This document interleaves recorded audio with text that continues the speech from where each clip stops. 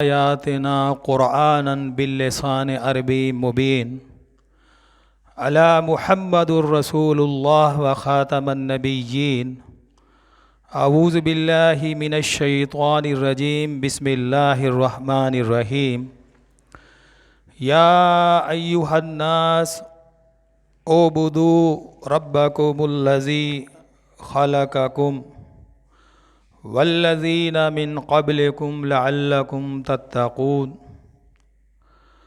الذی جعل لکم الارض فراشا والسماء بناء وأنزل من السماء ماء فأخرج به من الثمرات رزقا لكم فلا تجعلوا لله أندادا وأنتم تعلمون۔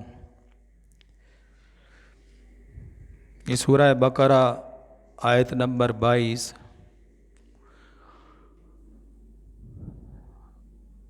اور اس سے پہلے اسی سورہ بقرہ کی 2 رکوع یعنی سورہ فاتحہ اور سورہ بقرہ کا پہلا رکوع اللہ رب العالمین نے پورا قرآن انسان کی رہنمائی کے لیے نازل کیا، کہیں جرنلی طور پر، کہیں انفرادی طور پر، کہیں اجماعی طور پر انسان سے مخاطب ہوئے کہ کسی طرح میرا بندہ میری تابعداری کرتے ہوئے، میری ناراضگی سے بچتے ہوئے اور یہ جنت کا انعام کا حقدار بن جائے اور جہنم کے شعلوں سے بچ جائے۔ لیکن بہت دکھ اور انتہائی افسوس کے ساتھ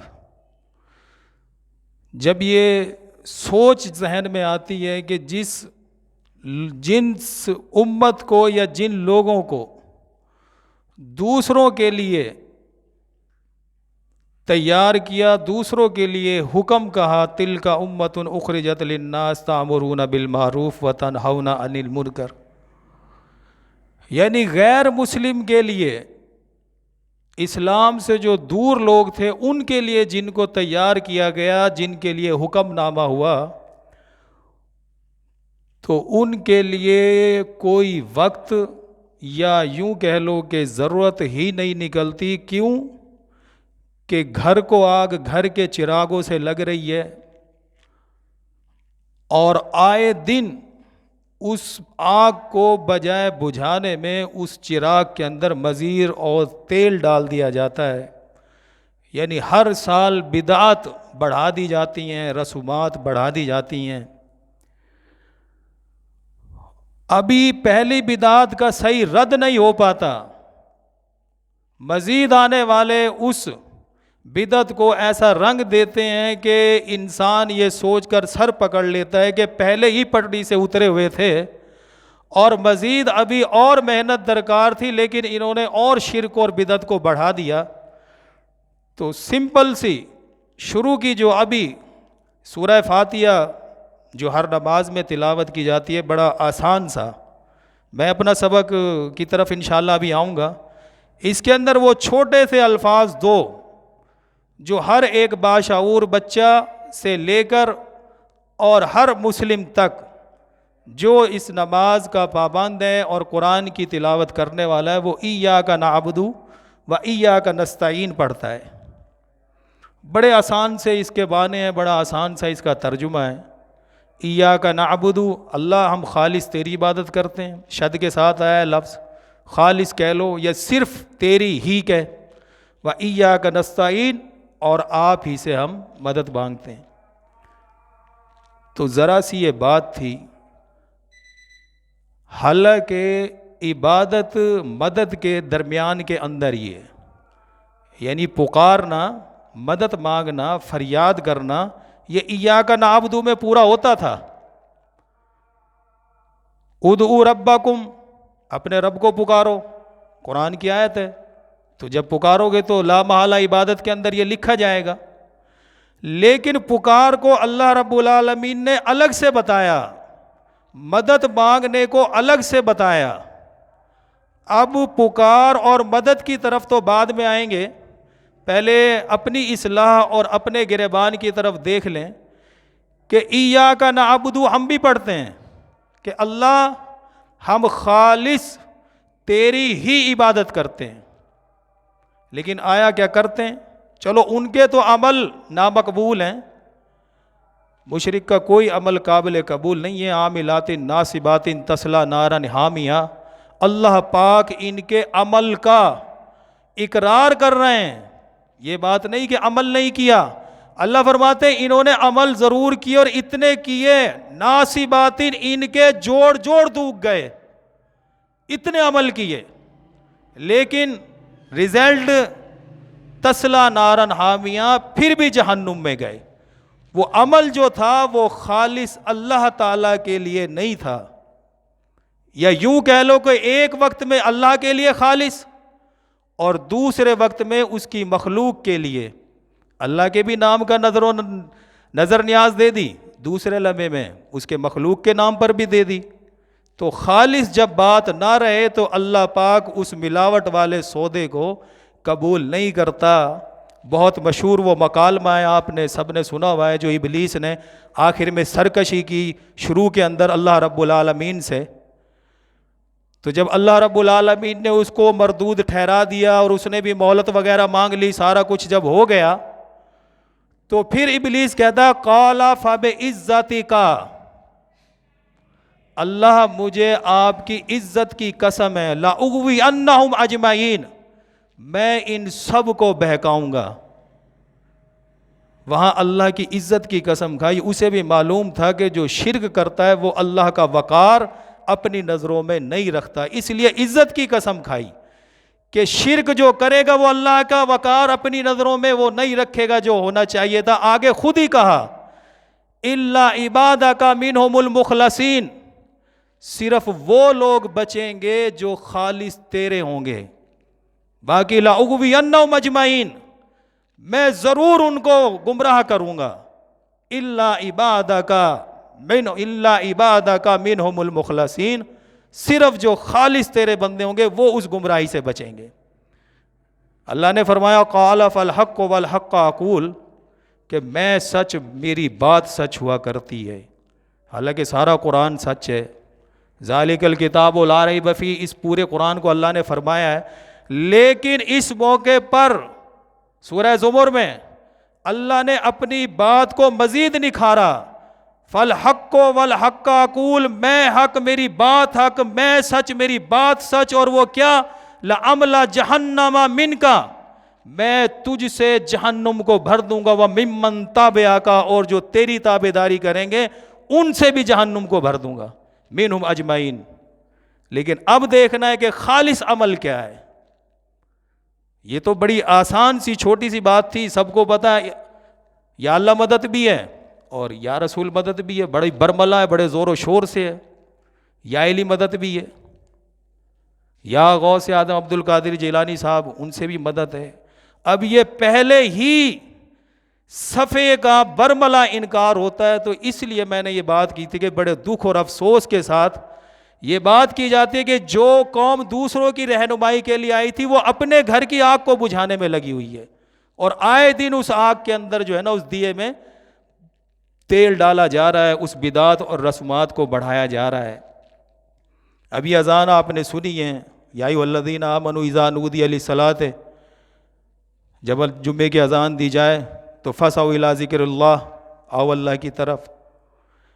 پیارے پیغمبر نے بلال رضی اللہ تعالی عنہ کو جب اذان کا حکم دیا تو فرمایا اس میں بسم اللہ نہیں پڑھنی، ڈائریکٹ آپ نے فتح مکہ کے بعد خانہ کعبہ کی چھت پہ چڑھ کے کہنا اللہ اکبر، کہ اللہ ہی بڑا ہے، اللہ ہی بڑا ہے۔ وہاں ولید ابن مغیرہ، عتبہ، شیبہ، ابو جہل ان کی ذریت تھی، ادھر یہود و نصارہ تھے، ادھر مسلم تھے، یقین جانو ایسی کاری ضرب لگتی تھی ان کے دل کے اوپر کہ اذان کا ایک روب تھا، اذان کی ایک وحدانیت بیان ہوتی تھی، اللہ اکبر سے شروع ہوتی تھی تو ان کے دل پہ قاری ضرب لگتی تھی، اور الصلاۃ والسلام کو بیچ میں ڈال کر اللہ کی وحدانیت اور اذان کا سارا رعب ختم کر دیا۔ اور جب کہا جائے تو کہ جی تم تو ہوئی گستاخ، تم درود کے منکر ہو، حالانکہ درود اس موقع پہ نہیں ہے جب بسم اللہ نہیں ہے، اللہ کا نام ہے وہ اللہ اکبر سے شروع کرنا ہے۔ تو اللہ کے نبی نے جب بسم اللہ سے منع کر دیا تو الصلاۃ والسلام علیک کی کیا حیثیت رہ گئی؟ لیکن اتنے اس پہ بازید کہ آپ کوئی لٹریچر دیکھ لو، کوئی مساجد دیکھ لو۔ پچھلے دنوں میں ایک چھوٹا سا قاعدہ دیکھ کر حیران رہ گیا کہ اس کے اوپر بھی وہ ہیڈنگ دی ہوئی تھی الصلاۃ والسلام، حالانکہ وہ نورانی قاعدے کی شکل میں تھا، بالکل چھوٹے سے بچوں کا، یعنی اپنی شناخت بنا لیا اس کو، اتنی ڈھٹائی اور اتنی ضد کہ اب ہماری یہ شناخت بن گیا ہے یہ لفظ۔ ابھی میری پچھلے دنوں پرسوں ہی آفس میں بات ہو رہی تھی ایک سے، تو اس کی اور دلیل کوئی نہیں ہے، اللہ جانتا ہے، کوئی دلیل نہیں ہے اس بات کی۔ میں نے کہا پیارے پیغمبر نے تو بلال کو یہ حکم ہی نہیں دیا، بلکہ ڈائریکٹ کہا اللہ اکبر کہو۔ تو کہتے ہیں جی اس سے نا گستاخی ہوتی ہے، تو تھوڑا سا درود پڑھ لیا جائے اللہ کے نام لینے سے پہلے، تو یہ ذرا ادب ہے۔ یہ اپنی من چاہی دلیل ہے، کوئی قرآن نہیں، کوئی سنت کا حوالہ نہیں، اپنی من چاہی۔ وہ بھی تھا تو مولوی، تھوڑا مولوی کہہ لو خیر۔ تو میں نے کہا اگر اللہ کا نام لینے سے پہلے آپ کے نزدیک درود پڑھنا ہی ادب ہے تو اسٹارٹ کرتے ہیں چلو صبح سے۔ صبح آدمی اٹھتا ہے الحمدللہ الذی احیانا بعد ما اماتنا والیہ النشور، بستر چھوڑتا ہے الحمدللہ سے، قضاء حاجت کے لیے واش روم میں جاتا ہے اللہم انی اعوذ بک من الخبث والخبائث، قضاء حاجت سے فارغ ہوتا ہے باہر نکلتا ہے غفرانک الحمدللہ الذی اذھب عن الاذی وعافانی، پھر اس کے بعد وضو کرتا ہے، وضو کے بعد کنگا کرتا ہے، شیشہ دیکھتا ہے اللہم کما حسنت خلقی فحسن خلقی، اللہ جیسے تو نے میری صورت صحیح بنائی ہے ایسی سیرت بھی بنا، یہ پڑھتا ہے۔ اس کے بعد ناشتہ کرتا ہے، دودھ پیتا ہے اللہم بارک لنا فیہ وزدنا من، اللہ جیسے اس دودھ میں برکت دے اور مزید اضافہ کر۔ باہر نکلتا ہے ناشتہ کر کے بسم اللہ الرحمن الرحیم بسم اللہ توکلت علی اللہ، اللہ میں نے آپ پر بھروسہ کیا، گھر سے باہر جا رہا ہوں، سواری کو استعمال کرتا ہے چاہے وہ الیکٹرک گاڑیاں ہیں، جانور ہیں، سبحان الذی سخر لنا ھذا وما كنا له مقرنین، اسی طرح یہ آگے تک۔ تو اپنا ذریعہ معاش کرتا ہے، نماز کا ٹائم ہوتا ہے مسجد میں آتا ہے اللہم افتح لی ابواب رحمتی کا، نماز پڑھتا ہے، باہر نکلتا ہے اللہم انی اسألک من فضلی کا، باہر آ جاتا ہے، پھر واپس گھر میں جاتا ہے، کھانا کھاتا ہے، شام کو سوتا ہے، اور پھر پڑھتا ہے اللہم باسمک اموت و احیا۔ اب اس سارے دعا میں اللہم الحمدللہ اللہم الحمدللہ، کہیں ہے درود پہلے؟ کیا کہو گے کہ یہ سارا دن گستاخی کرتا رہا، اللہ کی ناراضگی مول لی؟ نہیں، صرف اپنی منچاہی تعویل اور اپنی گھڑی ہوئی بات جو ایک ناکارہ ناقص بالکل قرآن و سنت کے خلاف تھی اور شرک سے بھری ہوئی تھی، کیونکہ اس میں غیر کی پکار ہے، لیکن وہ اپنی شناخت بنا لی، تو اس کا انکار کر دیا۔ چھوٹی سی آیت کا برملا انکار ہے۔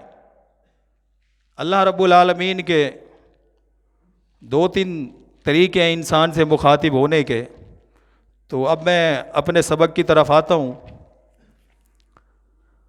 یا ایھا الناس، اگر اللہ رب العالمین یا ایھا الذین آمنوا فرمائیں تو یہ صرف ایمان والوں سے مخاطب ہیں، جو بھی احکام ہوگا وہ پھر آگے بیان ہو جائے گا۔ اور جب یا ایھا الذین آمنوا اور یا ایھا الرسول فرمائیں تو ایمان والوں کے علاوہ جب یا ایھا الرسول وہ خاص صرف رسولوں کے لیے حکم ہوگا، یا ایھا النبی ہوگا تو صرف نبی کے لیے حکم ہوگا۔ تو یہاں فرمایا یا ایھا الناس، اے لوگو، اس میں مسلم، سکھ، عیسائی، دہریے، چائنیز، جاپانی، آسٹریلین، انڈین، پوری دنیا کے لوگ شامل ہو گئے، کوئی تخصیص نہیں ہے، کوئی استثناء نہیں ہے، کوئی مذہب کا، کوئی دین کا، کچھ بھی نہیں، صرف انسانیت سے اللہ رب العالمین مخاطب ہیں۔ یا ایھا الناس، اے لوگو، اعبدوا ربکم، عبادت کرو اپنے رب کی۔ اب رب ہونے کی اللہ رب العالمین دلیل دے رہے ہیں کہ میں ایسے ہی تمہارا رب نہیں ہوں۔ پہلی دلیل تو یہ الذی خلقکم، کہ میں نے تم کو پیدا کیا ہے۔ انسان پیدا ہونے میں ہی اللہ کا محتاج ہے، باقی کام تو آگے، کھانا پینا، ذریعہ معاش، دوائی، علاج، معالجہ، سفر، بیماریاں، پریشانیاں، یہ اس کے اختیار سے بہت دور۔ پیدا ہونے ہی میں اپنے آپ کو اور ہمیں سب کو چھوڑیے، پیارے پیغمبر کو ہی لے لیجئے کہ اگر محمد عربی صلی اللہ علیہ وسلم کو اللہ پاک پیدا نہ کرتے تو ہو جاتے؟ نہیں ہونا تھا۔ کائنات کا کوئی بھی شخص، کوئی بھی جاندار، کوئی بھی چیز پیدا نہیں ہو سکتی جب تک کہ اللہ خالق کل شیء، اللہ خود فرماتے ہیں کہ ہر چیز کا خالق میں ہوں۔ دوسری دلیل دی والذین من قبلکم، کہ خالی میں تمہارا ہی خالق نہیں بلکہ جو تم سے پہلے تھے ان کا بھی خالق میں ہی ہوں، تمہارے باپ دادا کا بھی، ان کے بھی باپ دادا کا، ان کی نسلوں کا، حتیٰ کہ شروع سے آدم علیہ السلام سے لے کر اور اب تک جتنے بھی ہیں ان سب کا خالق میں ہوں۔ اس لیے میرا یہ حق بنتا ہے کہ اعبدو، میری عبادت کرو۔ اب اگر ان کے اوپر کائنات کو کچھ دیر کے لیے بان بھی لیں کہ جی اگر یہ 11ویں نہ دینے سے جانوروں کا دودھ خشک ہو جائے گا، تو عبد القادر جیلانی صاحب تو 5ویں صدی کی شخصیت ہیں، اس سے پہلے نظام کائنات کے لیے کیا کہو گے؟ کہ جانور دودھ نہیں دیتے تھے، نظام کائنات نہیں چل رہا تھا؟ اسی طرح اگر بیٹے بیٹیاں یہ دے رہے تو ان سے پہلے کون دیتا تھا؟ تو اس لیے اللہ نے فرمایا یہی نہیں، تم سے جو پہلے لوگ تھے ان کا بھی خالق میں، تمہارا بھی خالق میں، اور پیدائش کا مقصد بتایا لعلکم تتقون، کہ تم اللہ سے ڈرنے والے بن جاؤ۔ اتقو تتقو، سارا ڈر ہے، متقی بننا ہے۔ اب ان کے تو عمل نامقبول، جو شرک کرے گا اللہ نے فرما دیا انہ من یشرک باللہ فقد حرم اللہ علیہ الجنہ، اور جو یہ قد آتا ہے، قد آتا ہی بے شک کے لیے، یقیناً کے لیے، کہ یقیناً اس کے اوپر جنت کو حرام کر دیا ہے۔ اور جو دوسرے ہیں جن کے عمل مقبول ہیں انہوں نے عمل ہی نہیں کرنے۔ اگر 2 اسٹوڈنٹ کو کمرہ امتحان میں پیپر دے کر بٹھا دیا جائے اور ایک تو کرے سارے غلط ملط، یا یوں کہہ لو سارے ہی سبجیکٹ کے الٹ کر دے وہ، اور ایک بالکل ہی نہ کرے، تو کامیاب تو یہ دونوں ہی نہیں ہیں۔ اس نے بالکل پیپر کو خالی رکھا، اس نے الٹ کر دیا، نہ مارکس اسے ملے نہ مارکس اسے ملے۔ تو اللہ نے جو عمل کروانے تھے لعلکم تتقون، وہ ہم نے نہیں کیے، اور جنہوں نے کیے ان کے مقبول نہیں تھے۔ ہم اس خوش فہمی میں کہ ہم نے جو ہے نا وہ شرک سے بچے ہوئے ہیں، تو شرک مومنوں کے لیے بس مرنے کی دیر ہے، قیل ادخل الجنہ، اور ہمارے لیے آرڈر آ جائے گا جی آپ جنت میں جائیں قیامت کے دن۔ لیکن ایسا نہیں ہے، اللہ رب العالمین نے اعمال کے ساتھ ہماری بخشش کرنی ہے۔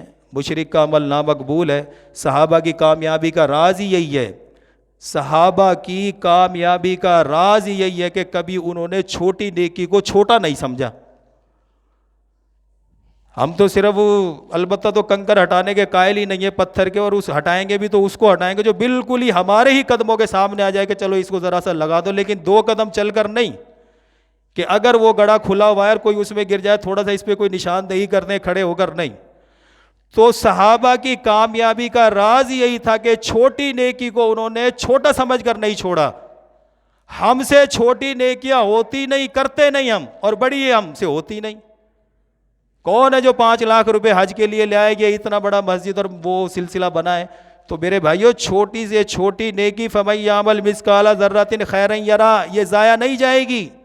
یہ بھی اللہ پاک فرماتے ہیں ہم دکھا دیں گے آپ کو، مل جائے گی۔ اور فَمَن يَعْمَلْ مِثْقَالَ ذَرَّةٍ شَرًّا يَرَهُ، اور چھوٹی سے چھوٹی برائی بھی تمہیں دکھا دی جائے گی۔ تو اس لیے کسی نیکی کو حقیر نہ سمجھو، اس کا بدلہ ملے گا، اور جب ملے گا تو پھر اور حسرت بڑھے گی کہ کاش میں اس سے بھی بڑے بڑے نیکی کا کام کرتا۔ آگے اللہ نے فرمایا الذی جعل لکم الارض فراشا، وہی اللہ ہے جس نے بنایا لکم الارض فراشا، تمہارے لیے زمین کو فرش۔ یہ جو لکم ہے، لکم یہ جمع کا صیغہ ہے۔ اگر ایک ذات کے لیے بات ہوتی تو اللہ فرماتے لکا، 2 کے لیے ہوتی تو تثنیہ فرماتے لکے، یہاں سب کے لیے فرمایا لکم، کہ یہ جو زمین ہے یہ کسی ایک ہستی کے لیے نہیں، یہ کائنات کسی ایک ہستی کے لیے نہیں بنی، بلکہ الذی جعل لکم الارض، تم سب کے لیے زمین فرش ہے، سب کے لیے۔ یہ لکم میں یہ یاد رکھنا، یا ایھا الناس، اللہ پاک پوری انسانیت سے مخاطب ہے اس رکوع میں۔ یہ سورہ بقرہ کا تیسرا رکوع شروع ہو رہا ہے، تو پوری انسانیت سے مخاطب ہیں، اور اسی لیے آگے فرمایا الذی جعل لکم الارض فراشا، کہ ساری انسانیت کے لیے یہ زمین فرش ہے، ساری انسانیت کے لیے، چاہے وہ ہندو ہے، سکھ ہے، مسلم ہے، عیسائی ہے، دہری ہے، کمیونسٹ ہے، کوئی بھی ہے، سب کے لیے ہم نے اس زمین کو فرش بنا دیا۔ ناہموار بھی کر سکتا تھا، پہاڑ کر دیتا، کہیں زیادہ کھائیے کر دیتا، پوری زمین میں ہی پہاڑ بچھا دیتا، جیسے سائڈوں پہ بچھائے ہوئے اللہ کی ذات نے، سارا رستہ ان بیلنس کر دیتا، لیکن ایسا نہیں ہے۔ اللہ فرماتے ہیں میں نے تم سب کے لیے اس زمین کو فرش بنا دیا، سب کے لیے، ایک ہستی نہیں۔ آگے فرمایا والسماء بناء، اور آسمان کو چھت بنا دیا، یہ بھی سب کے لیے، ایک کے لیے نہیں۔ آدمی میدان میں بھی کھڑا ہو نا اور آگے دیکھے تو یہ آگے سے ایسے جھکا ہوا نظر آتا ہے، اس طرف دیکھے تو وہاں سے بھی یہ تھوڑا سا ڈاؤن نظر آتا ہے کہ بالکل قریب ہے، حتیٰ کہ کتنے ہی بڑے میدان میں چلا جائے، وہ چلتا جائے کہ شاید آگے یہ جھکا ہوگا، یہ جھکا ہوگا، چلتا جائے دنیا کے آخری کونے پہ چلا جائے، یہ آسمان اس کو چاروں طرف سے ایسے ہی جھکا ہوا نظر آئے گا۔ تو انسان اپنے آپ کو تنہا محسوس نہیں کرتا، اکیلے میں بھی ہو تو وہ ایک چھت، ایک اپنے آپ کو سیف سا سمجھتا ہے کہ کچھ ہے میرے اوپر، یعنی آسمان کو چھت کی شکل دی چاروں طرف سے، کہ یہ چاروں طرف سے ایسے جو بالکل تمہارے لیے چھت ہے، اور وہ تم سب کے لیے۔ وَأَنزَلَ مِنَ السَّمَاءِ مَاءً، اور پھر آسمان سے پانی برسایا، فَأَخْرَجَ بِهِ، اور اس پانی کے ذریعے سے نکالا، مِنَ الثَّمَرَاتِ رِزْقًا لَكُمْ، یہ وہی لکم ہے، لاکا نہیں، ایک ہستی کے لیے ہوتا تو رزق اللہ کا ہوتا، جیسے وہاں علم نشرح لکا صدرک، وہاں ایک ہستی ہے کہ کیا ہم نے آپ کا سینہ نہیں کھول دیا؟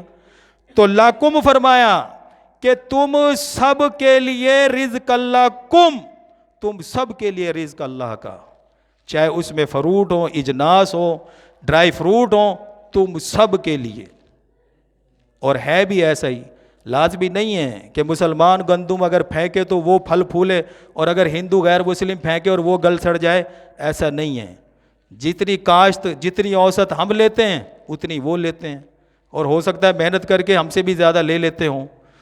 تو اسی طرح پوری کائنات کی سہولیات سب کے لیے، ایک ہستی کے لیے نہیں۔ اور ہم سے کیا مطالبہ کیا؟ فَلَا تَجْعَلُوا لِلَّهِ أَنْدَادًا، کہ میرے بندو سب کچھ تمہارے لیے، لَبَنًا خَالِصًا، یہ دودھ تمہارے لیے، یہ پھل تمہارے لیے، اور پھل کے چھلکے نکمے حقیر یہ جانوروں کے لیے، اور اسی حقیر کا نعم البدل تمہیں دودھ کی شکل میں مل جائے گا۔ دیکھ لو کسان پھینکتا ہے، اب یہ کاشت کے دور ہیں، کبھی دیہاتوں میں جا کے دیکھو کاشتکاری شروع ہے اب گندم کی، وہ جا کر وہ پھینک دیتا ہے اس بیج کو، حالانکہ زمین کا کام ہے، زمین کا کام ہے لوہے کو بھی گلا کے رکھ دینا، لیکن وہ ایک بالکل کمزور سا بیج ہے، اللہ پاک اسی بیج کو پھاڑ کر زمین کا سینہ چیر کر اسے باہر نکال دیتے ہیں۔ اور جب یہ لے کر جاتا ہے بیج، زیادہ سے زیادہ ایک چھوٹا سا رکشہ سا ہوتا ہے، بس وہ ڈالا پھٹا سا، اس پہ 2-4 گٹو رکھے ہوتے ہیں، ایک بیج سے 7 تیلیاں نکالتا ہے، ایک تیلی پر 100 دانے، یعنی ایک دانے میں 700 دانہ لوٹاتا ہے۔ لے کر گیا تھا ایک چھوٹے سے پھٹے پر، موٹر سائیکل پر بیج رکھ کر، اب وہ اتنی مقدار میں ہو گیا ہے نہ تو اس سے اکیلے سے کٹتا ہے، لوگوں کی منت کرتا پھرتا ہے کہ آؤ جی میرے ساتھ یہ کٹواؤ، تمہیں بھی اس کا کچھ نہ کچھ ملے گا، اور جب وہ کٹ جاتا ہے پھر وہ نکل جاتا ہے۔ اس نے پھینکا تھا یہ بالکل خالی، اور اللہ رب العالمین نے اس کو لوٹایا اسے پیکنگ کر کے، اور ایسی ذات نے اس کو ایسا پیکنگ کیا کہ کتنی گرد آلود ہوائیں چلیں، کتنے ہی وہاں کے لوگ وہاں اسے خراب کریں، پیشاب پخانہ کر کر، لیکن اس گندم کی اللہ نے اتنی زبردست پیکنگ کی ہے کہ اس کو بالکل بھی اثر نہیں ہوتا۔ تو ایک بیج کا، ایک دانے کا جو ذات 700 دانے دے تو پھر کس کا حق بنتا ہے کہ کس کے نام پر دیا جائے؟ اسی کے نام پر جو ایک دانے کا 700 دانے دیتا ہے۔ لیکن ایسا نہیں ہے، دیتے بھی ہیں۔ شرک نام بھی اسی کا ہی ہے، اللہ کے نام کا بھی دیتے ہیں، مخلوق کے نام کا بھی دیتے ہیں، یہی شراکت ہے۔ جب یہ کہا جائے نا یہ ہے ہی اللہ کے نام کا۔ پچھلے محرم میں ایک حلیم لے آیا، وہ شاید ہمیں جانتا نہیں تھا، نیا آیا تھا وہ، ورنہ اوروں کو تو پتہ ہے، کوئی آتا ہی نہیں ہے کہ جی حلیم لے لو۔ میں نے کہا یار یہ ہم نہیں لیتے، آپ کو پتہ نہیں، صرف اللہ کا، کہ جی یہ بھی اللہ کے نام کا ہے۔ میں نے کہا شرک اسی کو تو کہتے ہیں کہ کچھ، حالانکہ جھوٹ وہ اس وقت بھی بول رہا تھا، 10 محرم کا دن تھا، کہ یہ بتاؤ پورے قرآن میں کہیں سبیل اللہ کے علاوہ سبیل حسین ہے؟ وہ جی بس وہ آپ کی مرضی ہے، باقی ہمیں زیادہ پتہ نہیں ہے۔ کیوں نہیں پتہ؟ پورے قرآن میں سبیل اللہ کے علاوہ سبیل حسین کیا، سبیل مخلوق ہے ہی نہیں۔ لیکن شراکت کے ساتھ دینا، اسی کو شرک کہتے ہیں۔ کچھ اللہ کے نام کا کر لیا اور کچھ مخلوق کے نام کا کر لیا، پھر جا کر اپنے آپ کو وہ رکھا۔ لیکن ایسا ہے نہیں، یہ وہ ذات ہے کہ جس نے ہمیں سب کچھ دینے کے بعد ایک صرف ہم سے مطالبہ کیا، اور وہ ہے فَلَا تَجْعَلُوا لِلَّهِ أَنْدَادًا، کہ میرے ہمسر نہ بنانا، میرا شریک نہ بنانا۔ اور یقین جانو یہ کوئی مشکل کام ہے ہی نہیں۔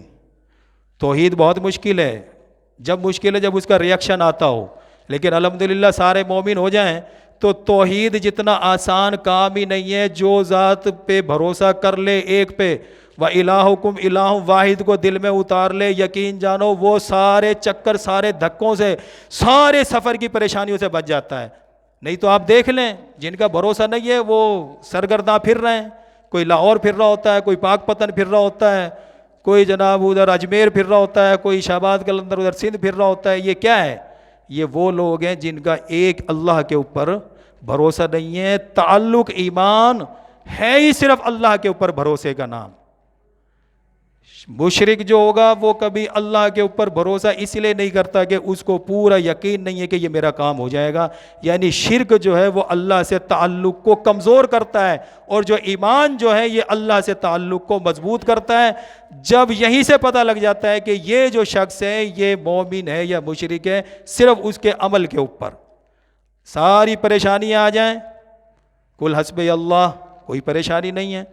دوار دعا سنت ہے، دوا اللہ سے کرنی ہے، سنت پیارے پیغمبر کا طریقہ ہے، اور شفا من جانب اللہ، اس میں بتاؤ کیا پریشانی ہے؟ اور جب آپ کو یہ کہا جائے گا کہ فلاں جگہ پہ چلے جاؤ وہاں جا کے شفا ملے گی، تو بتاؤ یہ کتنی چکر ہے، کتنی پریشانی ہے۔ کاروبار چھوٹے گا، کرایہ خرچہ الگ ہوگا، اگر کہیں نوکری ہے تو وہ الگ سے ناراضگی دکھائیں گے کہ آئے دن چھٹیاں، اور ملنا وہاں سے بھی کچھ نہیں ہے، صرف ان کی جیب بھرنی ہے۔ یاد رکھو پیارے پیغمبر نے پوری زندگی اپنے ہاتھ سے کچھ بھی نہیں لکھا۔ آپ کا استاد اللہ ہے، فرشتے بذریعہ قرآن، بذریعہ وہی قرآن لے آئے۔ تو جس ہستی نے پوری زندگی کچھ نہیں لکھا تو پھر تعویذ کا جواز کہاں سے نکل آیا؟ کیونکہ ہمیں ہر کام تو پیارے پیغمبر سے لینا ہے نا، کہ جی انہوں نے یہ کیا ہے تو ہم کر رہے ہیں۔ لیکن اللہ پاک ان سے سچ بلوا دیتے ہیں۔ آپ نے دیکھا ہوگا کہ بہت مشہور ہیں تعویذات عطاری، یعنی وہ سچ بول رہا ہے کہ یہ تعویذات نبوی نہیں ہیں، یہ پیارے پیغمبر نے نہیں لکھے، محمد عربی صلی اللہ علیہ وسلم نے، یہ تو میں الیاس عطاری لکھ رہا ہوں، یہ میرے تعویذ ہیں۔ اگر یہ پیارے پیغمبر کے ہوتے تو ان کو تعویذات نبوی کہا جاتا، یہ عطار نے لکھے تو یہ تعویذات عطاری ہیں، ان کا تعلق پیارے پیغمبر سے نہیں ہے۔ آپ تو ان پڑھ تھے، آپ نے پوری زندگی اپنے ہاتھ سے کبھی کچھ نہیں لکھا، لیکن پھر بھی وہ عطاری کے لے ہی جا رہے ہیں اور اس میں شفا سمجھ رہے ہیں۔ من تعلق تمیمۃ فقد اشرک، آپ نے فرمایا جس نے بھی تعویذ لٹکایا اس نے شرک کیا۔ لیکن پیسہ بھی لگ رہا ہے۔ میں کئی دفعہ یقین جانو یہاں حیران ہوتا ہوں کہ ہماری بات، چلو تبلیغ تو نہ کہو، یہ ہماری باتیں ان کو سمجھ میں کیوں نہیں آتی، جب کہ انہی کے فائدے کی ہیں۔ اگر جادو سے روکتے ہیں تو ان میں ان کا مال بھی بچتا ہے، عزت بھی بچتی ہے۔ تعویذ سے روکتے ہیں تو اس میں بھی مال اور ایمان بچتا ہے۔ ہماری تبلیغ میں تب شک کیا جاتا جب یہ کہا جاتا جی عطاری تعویذ نہ لو اور ادھر تعویذات مسلم لو یا اور بھی نام فرقے کا رکھ لو کوئی بھی۔ پھر تو آدمی شک کر سکتا ہے جی ادھر دکانداری سے ہٹا کر اپنی دکان پر بلا رہے ہیں کہ جی وہاں سے نہیں ہمارے پاس آؤ. جب کہہ دیا کہ اس میں شفا نہیں ہے کہیں بھی نہ جاؤ, آؤ تو صرف اللہ کے در پر آؤ. فسجد وقترب, اللہ فرماتے ہیں سب سے زیادہ قریب انسان میرے سجدے کی حالت میں ہوتا ہے. تو جب سجدہ کرو گے, آپ نے دیکھا ہوگا اتنی عمر میں کہ شاید ناز و شادر آپ کو کوئی آدمی ملا ہوگا مسجد میں روتا ہوا, کوئی نہیں روتا. ہم بھی نہیں روتے, ہم کون سا متقی ہیں, لیکن الحمدللہ فریاد مسجد میں ہی کرتے ہیں. لیکن مزاروں پہ آپ دیکھ لو وہاں رو رہے ہوں گے. اور وہ مزار والے ان سے کہیں زیادہ عقل مند ہیں جو بھکاری بیٹھے ہیں, وہ اس سے نہیں مانگتے, وہ صاحب قبر سے نہیں مانگتے, اس سے مانگتے جو آ رہے ہیں جو زندہ ہیں, وہ بھی انہی کے لپٹتے ہیں. اسے بھی پتا ہے یہ صاحب قبر مجھے ایک عرصہ ہو گیا میری کبھی اس نے ٹانگ نہیں دی, میں آنکھوں سے معذور اس پہ پڑا ہوں, میری آنکھ نہیں دی, یہ پورا بیٹا کہاں سے دے گا. وہ بھی اسی سے مانگ رہے ہوتے ہیں جو آ رہے ہوتے ہیں سامعین, اور غسل دیا جا رہا ہوتا ہے. حالانکہ دینا ان کو چاہیے تھا جو وہ بیٹھے ہیں اوپر, ان کو سال سال کئی سال ہو جاتے ہیں نہائے ہوئے, لیکن یہ اس سیمٹ اور اس قبر کو غسل دے رہے ہوتے ہیں جس کا کوئی فائدہ ہی نہیں ہے. اللہ فرماتے ہیں سورہ مدثر میں اپنے نبی کو ثیابکم فطہر, اپنے کپڑوں کو پاک رکھو, اپنے کپڑوں کو پاک صاف رکھو. صابن فیکٹریاں والے اس آیت کو بہت استعمال کرتے ہیں کہ جی دیکھو یہاں اللہ نے حکم دیا ہے کہ اپنے کپڑوں کو پاک صاف رکھو. بالکل ایسے ہی ہے, پیارے پیغمبر نے اپنے کپڑوں کو پاک صاف رکھا. ان اللہ طیب یحب المطہرین, اللہ بھی پاک اور صاف لوگوں کو ہی پسند کرتا ہے. لیکن ہمارا تو معیار ہی الٹ ہو گیا, ساری سوچ, سارا معیار, سارا قانون ہم نے الٹ کر دیا. جو دنیا کی گرد آلود, انتہائی زیادہ جو گرد, جس کے اندر جانوروں کا فضلہ بھی, مین ہول کی ساری بدبو بھی, وہ اگر جسم پہ کوئی لگائے یا پھر رہا ہو تو کہتے ہیں جی یہ اللہ کا ولی ہے. جو نہ نہاتا ہو, ساری گرد کو اپنے اوپر رکھتا ہو, غسل نہ کرتا ہو, نہاتا نہ ہو, اس کو معیار کیا, اس کے لیے کیا معیار ہے کہ یہ اللہ کا ولی ہے. اور جو 8 سے 10 فٹ نیچے مٹی ہے جو بالکل صاف ہے, 8 سے 10 فٹ مٹی میں کوئی گرد نہیں ہے, کوئی سیوریج کا پانی نہیں ہے, کوئی جانوروں کا فضلہ نہیں ہے, وہ بالکل صاف ہے. اس کے لیے کہا جاتا ہے جی اس کا کفن نہیں میلا ہوتا. جہاں سے بچنا تھا وہاں سے نہیں بچے, وہ گرد اپنے اوپر لگائی, اور جہاں جانا تھا جو مٹی میں اگر مل بھی جاتے تو اس میں کوئی قباحت نہیں تھی. کیوں کہ یہ تھا ہی انسان مٹی کا. جب 3 مٹھیاں انسان ڈالتا ہے تو اس کا معنی یہی بنتا ہے منہا خلقناکم, اللہ پاک نے آپ کو اس مٹی سے پیدا کیا, وفیہا نعیدکم, اسی میں لوٹا دیا, ومنہا نخرجکم تارۃ اخری, اور اسی سے آپ کو دوبارہ اٹھایا جائے گا. تو بتاؤ اگر مٹی کا خمیر مٹی میں مل جائے تو اس کے اندر کیا گستاخی ہو گئی. لیکن وہاں گستاخی ہے جی, اگر میں آپ نے کہہ دیا اس کا کفن میلا ہے تو یہ گستاخی ہے. اور جو باہر کی ساری گندی گرد آلود کو اپنے اوپر رکھے وہ ولی ہے. سارا معاملہ الٹ نہیں, ساری سوچ کو الٹ کر کے رکھ دیا, معیار ہی سارا الٹ کر کے رکھ دیا. بجائے اس پاک مٹی کو اس کو شکوا کر رہے ہیں اور گندی مٹی کو اپنے اوپر لگا رہے ہیں. تو اللہ نے فرمایا فلا تجعلوا للہ اندادا, کہ تمہارے سے صرف ایک مطالبہ ہے کہ تم نے شرک نہیں کرنا, باقی سارا کچھ میرے بندو تمہارے لیے ہے. یہ وہ ذات ہے, لیکن معیار نہیں ہے اس کی. ما قدر اللہ حق کا قدر ہی, اللہ فرماتے ہیں تم نے میری قدر نہیں کی جیسے کرنے کا حق تھا, تم نے میری قدر نہیں کی. ما لکم لا ترجون للہ وقارا, تمہارے نزدیک میرا کوئی وقار نہیں ہے. اگر وقار ہوتا تو یہ مخلوق کے آگے سر نہ جھکاتا. وہ اتنی پاورفل سپریم طاقت ذات ہے وہ. اللہ فرماتے ہیں والارض جمیعا قبضتہ یوم القیامہ, قیامت کے دن ساری زمین میری مٹھی میں ہوگی. ہم سے تو ذرا سی ریت نہیں رکتی نا, پوری زمین کے لیے فرمایا والارض جمیعا, ساری کی ساری میری مٹھی میں ہوگی. والسماوات مطویات بیمینہ, اور سارے کے آسمان میری مٹھی میں لپیٹے ہوئے ہوں گے. اس سے تو اپنے کاندھے کا رومال نہیں سنبھلتا جس کو تو مشکل کشا بنائی بیٹھا ہے. دوسرا اٹھا کر دے رہا ہوتا ہے سرکار یہ رومال آپ کا گر گیا ہے. اور جس سے اپنے کاندھے کا رومال نہ سنبھلے, اس 7 آسمان کو لپیٹنے والی ذات ایک ہاتھ میں, اس کے مقابلے میں تو اس کو لے آتا ہے. کبھی اس کے مقابلے میں گھوڑے کو لے آتا ہے، کبھی تعویذ کو لے آتا ہے، کبھی پکی قبر کو لے آتا ہے۔ ان کی گاڑیوں میں بریک کیوں ہوتی ہے؟ کیا پیروں کی گاڑی میں بریک نہیں ہوتی؟ کیوں لگواتے ہیں؟ آپ تو پہاڑوں کو روکنے والے ہو، کبھی جا کے دیکھو ڈیرہ غازی خان، وہاں بہت بڑا مشہور فلسفہ ہے جی، یہ سرکار نے پورا پہاڑ روکے ہوئے۔ اگر جو ذات پہاڑوں کو روک سکتی ہے تو گاڑیوں میں کیوں بریک لگواتی ہے؟ کیوں اپنے ڈرائیور کو کہتی ہے کہ اس پہ ہزاروں خرچ کر کے اسے ٹائٹ رکھو؟ کیوں اپنی گاڑیوں میں لائٹ لگواتے ہیں؟ ان کو تو 10 فٹ نیچے سے پوری دنیا ہتھیلی کی طرح نظر آتی ہے۔ کیوں اپنے گھروں میں بلب انہوں نے لگوائے ہوئے ہیں؟ جب سب کچھ انہیں دور سے دکھتا ہے، یہاں بیٹھے بغداد سے بیٹھے پوری دنیا دیکھ رہے ہیں، اجمیر سے بیٹھے پوری دنیا دیکھ رہے ہیں، تو پھر یہ لائٹیں کیوں لگی ہوئی ہیں؟ لیکن اس سپریم پاور طاقت کے آگے ہم نے اس کو لا کے کھڑا کیا۔ اللہ فرماتے ہیں ان یشاء یذہبکم یاتی بخلق جدید، اگر میں چاہوں تم سب کو مٹا دوں، یاتی بخلق جدید، دوسری مخلوق لے آؤں، فلن یضر اللہ شیئا، تم میرا کچھ نہیں بگاڑ سکتے، کچھ نہیں کر سکتے میرا۔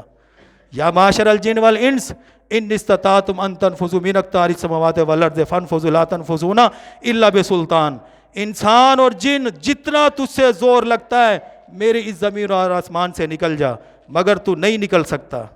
اللہ نے یہ بھی فرما دیا کہ تو نکل نہیں سکتا، اس کے لیے بڑا زور چاہیے جو کہ تیرے پاس نہیں ہے۔ ان بطش ربک لشدید، ڈرو اس رب سے جس کی پکڑ آ گئی تو پھر چھڑا نہیں سکو گے۔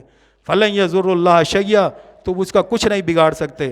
ابھی بھی سانس چل رہا ہے، توبہ کا دروازہ کھلا ہے، اسی اللہ کی طرف لوٹ آؤ، یقین جانو جس کے اوپر پیارے پیغمبر نے ہمیں بھیجا ہے، جس کی تبلیغ پیارے پیغمبر نے کر کے دکھائی ہے، اور مسجد سے زیادہ کوئی اہم جگہ نہیں ہے۔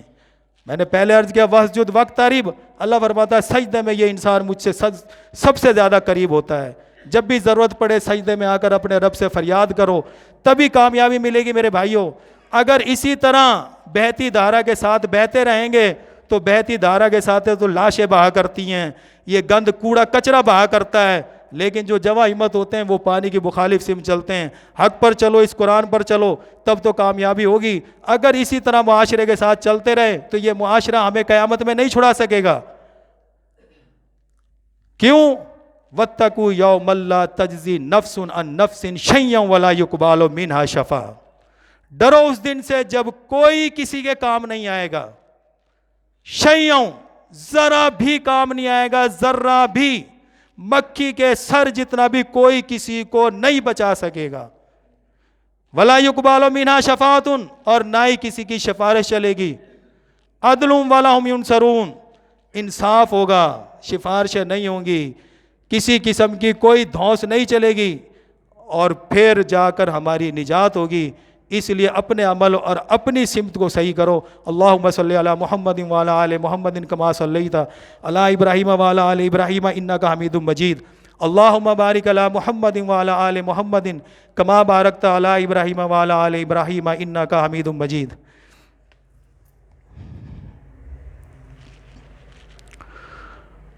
الحمدللہ الذی خلقنا وجعلنا من المسلمین فہم قواعد للصان والطیبین وَأَنزَلْنَا لِهِدَایَاتِنَا قُرْآنًا بِاللِّسَانِ عَرَبِيٍّ مُبِينٍ عَلَى مُحَمَّدٌ رَسُولُ اللَّهِ وَخَاتَمَ النَّبِيِّينَ رَبِّ أَوْزِعْنِي أَنْ أَشْكُرَ نِعْمَتَكَ الَّتِي أَنْعَمْتَ عَلَيَّ وَعَلَى وَالِدَيَّ وَأَنْ أَعْمَلَ صَالِحًا تَرْضَاهُ وَأَصْلِحْ لِي فِي ذُرِّيَّتِي إِنِّي تُبْتُ إِلَيْكَ وَإِنِّي مِنَ الْمُسْلِمِينَ رَبَّنَا هَبْ لَنَا مِنْ أَزْوَاجِنَا وَذُرِّيَّاتِنَا قُرَّةَ أَعْيُنٍ وَاجْعَلْنَا لِلْمُتَّقِينَ إِمَامًا ربنا لا تؤاخذنا إن نسينا أو أخطأنا ربنا ولا تحمل علينا إصرا كما حملته على الذين من قبلنا ربنا ولا تحملنا ما لا طاقة لنا به واعف عنا واغفر لنا وارحمنا أنت مولانا فانصرنا على القوم الكافرين ربنا أفرغ علينا صبرا وثبت أقدامنا فانصرنا على القوم الكافرين ربنا